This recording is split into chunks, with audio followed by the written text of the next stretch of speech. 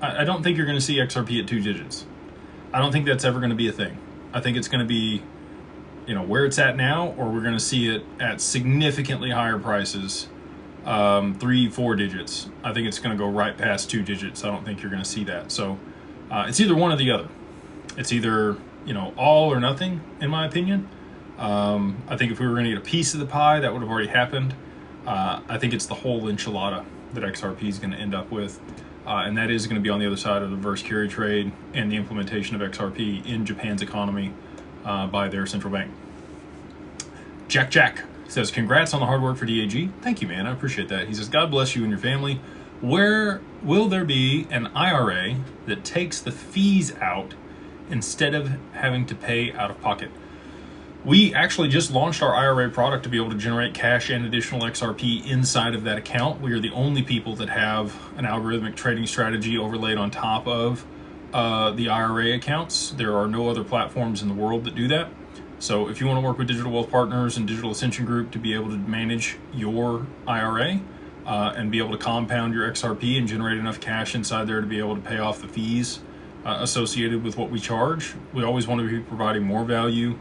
It's been a long time coming on the yield product and some of the other stuff that we've been working on, but I feel like that's pretty close. I don't know if you guys got to catch the podcast that dropped this morning, but we just did a podcast with Mike Higgins, who is the international CEO of Ripple Prime.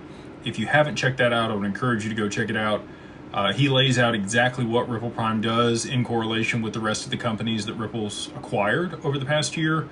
And talks about One Ripple, which is the full financial stack of products and solutions that they can bring to enterprises and institutions for them to be able to create their own stable coin, manage risk across their balance sheet, generate additional returns through the liquidity that they provide and margin against those other assets. It was really cool to understand.